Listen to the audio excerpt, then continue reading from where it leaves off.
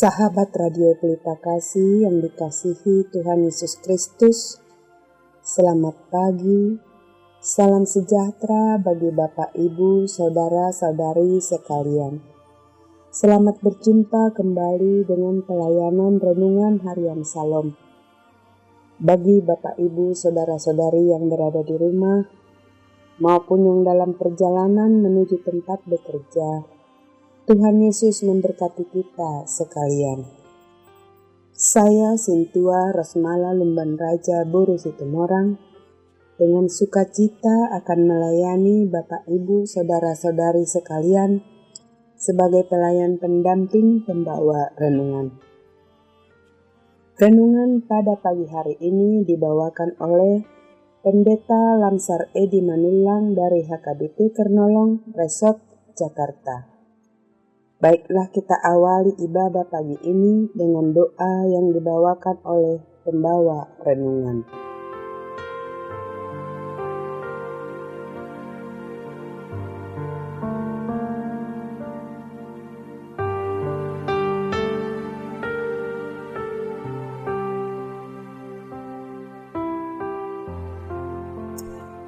Sahabat Radio Pelita Kasih, kita mulai dalam renungan ini dengan doa. Kita berdoa.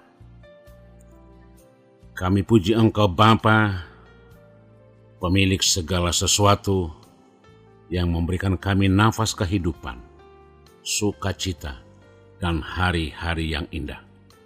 Khusus di hari ini, kami ingin bersama-sama dengan Engkau di dalam firman-Mu. Berfirmanlah Bapa, karena kami anak-anak-Mu akan mendengarkannya. Amin.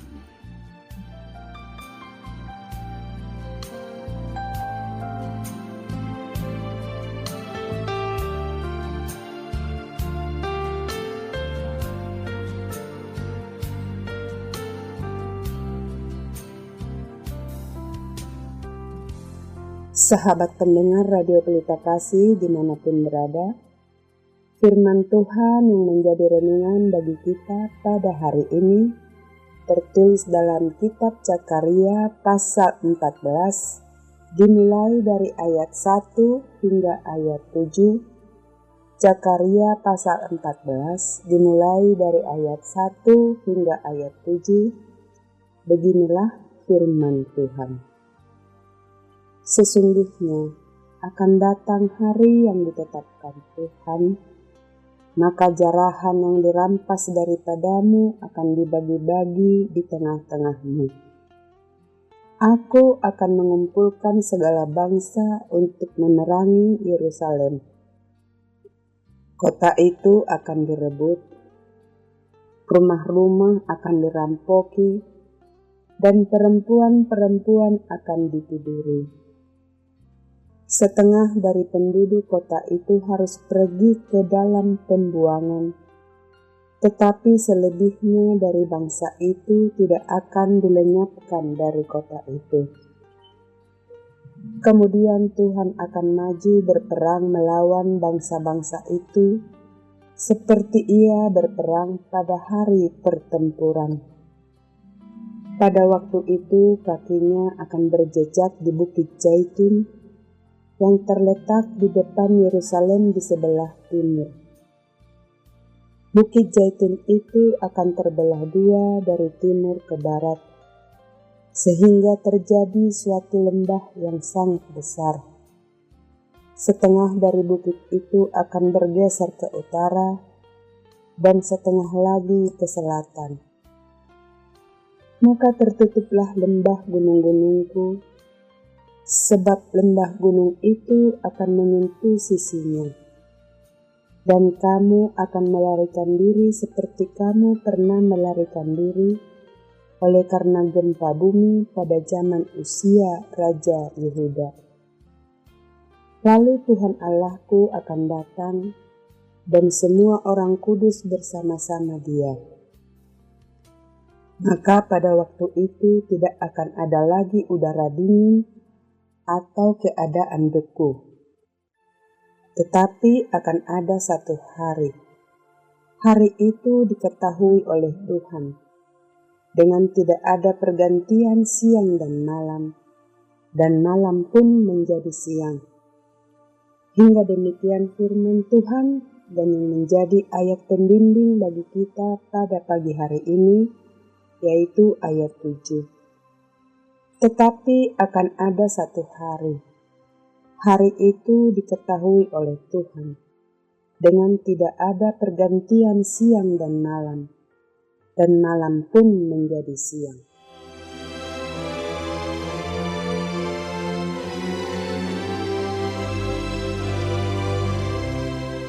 Sahabat Radio Pelita Kasih, kisah yang kita temukan dalam kitab suci menyatakan bahwa gereja berada di antara dua janji, yaitu bumi yang pertama yang penuh dengan kebaikan dan akan diakhiri dengan bumi baru, yaitu kehidupan kekal yang penuh dengan sukacita. Kehidupan yang penuh damai di Taman Eden akan dihantar kepada kehidupan penuh sukacita di Yerusalem baru. Renungan ini menghantar kita untuk memahami bahwa kita sekarang berada di antara dua masa, yaitu masa lalu dan masa depan, dan dalam masa itulah kita berproses, bekerja, mengaktualisasikan diri melalui kehidupan dan kesaksian. Karena kita sedang berproses menuju masa depan, tentu ada tawa dan suka, jerih dan juang, tetapi juga ada tangis, ada tantangan. Semua dinamika kehidupan yang kita hadapi sebenarnya merupakan tahapan-tahapan yang menempa hidup. Apakah tahan uji atau terjebak tanpa tahu arah kemana tujuan? Sebagai orang yang berpengharapan, kita yakin bahwa kita mampu melewati semua dinamika kehidupan, baik tawa atau tangis, baik jerih dan juang akan berbuahkan hidup yang gilang gemilang. Sebab inilah janji Tuhan, setelah kita tiba di masa depan, tidak ada lagi lapar dan derita, terik dan hujan sudah berlalu, semuanya akan menjadi indah dan penuh damai. Tetapi yang harus dipahami adalah bagaimana kita sampai pada masa depan yang penuh sukacita itu. Mari kita mulai dari sekarang dengan menampilkan dan mewujudkan ciri kehidupan yang penuh sukacita dengan menghadirkannya ke ruang publik, ke tengah dunia yang sedang menggelora ini.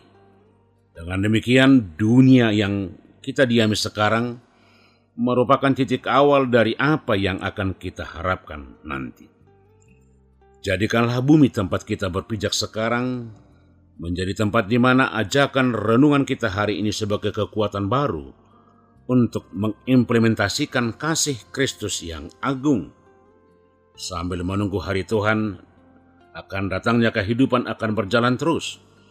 Tidak boleh berhenti berbuah, menghasilkan kebaikan dan kemurahan. Karena dengan demikianlah kita merawat pengharapan kita bahwa kita akan sampai pada tujuan yang sudah disediakan oleh Tuhan, yang dapat kita lihat dalam diri Yesus Kristus Sang Gembala Agung itu. Duka akan diganti menjadi suka, lapar akan dikenyangkan, haus akan dipuaskan, dan kita akan bernyanyi bersama dengan semua orang percaya dalam rangkulan kasih abadi Sang Pencipta. Sahabat Radio Pelita Kasih, itulah yang disampaikan oleh Nabi Zakaria, bahwa Tuhan pada saatnya akan melakukan penghakiman, dalam arti akan mengakhiri segala sesuatu yang hidup. Konsep penghakiman juga berbeda. Ada yang memahami itulah akhir zaman, ada juga yang mengerti bahwa Tuhan akan berkuasa penuh akan seluruh ciptaan. Pemahaman akan penghakiman atas dunia ini sudah lama dirindukan pada zaman para bapa-bapa leluhur, karena pada saat itu keadaan bangsa Israel sedang berada dalam situasi penuh kejahatan dan dosa. Ini dimulai ketika para raja-raja Israel sudah keluar dari misi dan tujuan Tuhan memilih mereka. Tuhan yang memilih, mereka untuk menjadi pemimpin bangsa itu, untuk melakukan apa yang diperintahkan Tuhan. Tetapi para raja justru membawa bangsa jauh dari Tuhan, dengan membawa Allah bangsa lain untuk disembah dan dipuji. Inilah awal dari malapetaka bangsa Israel. Ketika para pemimpin bukan lagi untuk melayani keinginan Tuhan, tetapi sudah melayani keinginan diri sendiri. Bukan mengagungkan Tuhan, tetapi menjadi mengagungkan diri sendiri. Akibatnya adalah Tuhan murka dengan menyuruh Nabi Zakaria menubuatkan akan kehancuran bangsa itu sendiri. Ini artinya ketika firman Tuhan tidak lagi menjadi pedoman bagi raja, dan bangsa akan mengakibatkan kerusakan dalam setiap sendi kehidupan. Dosa dan kejahatan tidak lagi ditakuti, kebencian dan kerakusan menjadi hal biasa. Dan ini pertanda bahwa kehancuran sudah dekat. Dalam situasi seperti itulah renungan hari ini yang merupakan pergumulan bagi mereka yang senantiasa setia kepada Tuhan, agar Tuhan menghentikan semua kejahatan dan dosa ini dengan melakukan penghakiman. Dan ketika penghakiman Tuhan datang, semua akan diminta pertanggungjawaban dengan apa yang dia lakukan. Sebab penghakiman Tuhan adalah adil. Semuanya tidak ada yang tersembunyi, jelas dan nyata. Penghakiman Tuhan pada zaman bangsa Israel terjadi ketika bangsa itu keluar dari perbudakan Mesir dan kemudian terjadi pada perbudakan Babel. Artinya Tuhan membebaskan mereka dari belenggu penjajahan dan perbudakan, dari kuasa bangsa lain, dari penderitaan akibat pembuangan. Semuanya bukanlah atas usaha dan kemampuan bangsa itu, tetapi adalah atas perbuatan Tuhan. Tuhan yang bertindak dan memakai cara yang kadang sulit untuk dipahami. Namun yang jelas bahwa pembebasan, kelepasan, kemerdekaan bangsa itu adalah atas kehendak Tuhan dan kuasanya. Ini menjadi pengajaran bagi bangsa itu untuk mengerti bagaimana Tuhan senantiasa selalu memberikan apa yang terbaik, sepanjang bangsa itu setia kepada Tuhan. Bagaimana kondisi orang-orang yang dalam penantian itu? Zakaria berkata bahwa akan tiba hari Tuhan. Tindakan Tuhan melalui Yesus adalah penghakiman dalam kasih-Nya. Tetapi penghakiman di dalam Yesus Kristus merupakan perbuatan Tuhan yang paling besar di sepanjang sejarah kemanusiaan. Karena Dia sendiri yang bertindak untuk menegakkan penghakiman demi keselamatan umat manusia. Amin.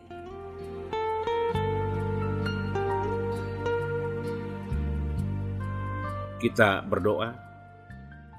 Terima kasih Tuhan untuk firman-Mu yang mengajak dan mengajar kami memahami kehendak-Mu, agar kami senantiasa setia menanti hari-Mu, di mana Engkau akan menjadi raja dan penguasa untuk seluruh makhluk hidup.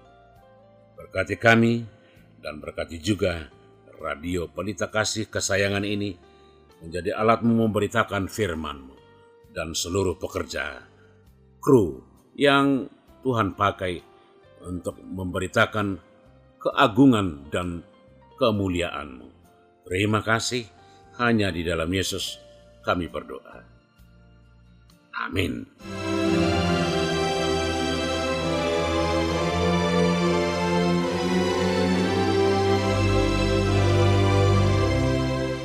Sahabat Radio Pelita Kasih yang dikasihi Tuhan Yesus Kristus, marilah kita dengarkan beberapa informasi berikut ini.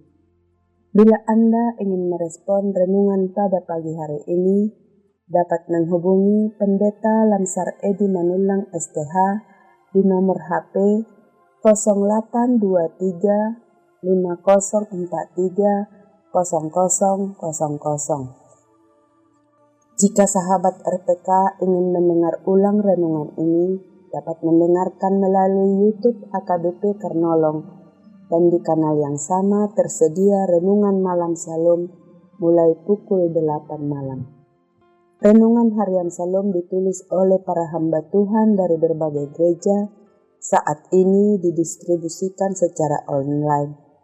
Tersedia juga dalam bentuk buku. Ruangan serbaguna. HKBP Kernolong memiliki ruangan serbaguna berkapasitas 350 kursi dan bisa dibagi menjadi 2 bagian. Bagi yang membutuhkan dapat menghubungi 1. Ibu Maria Sinurat di nomor telepon 021 390 9785 atau HP nomor 0813 8614 2835.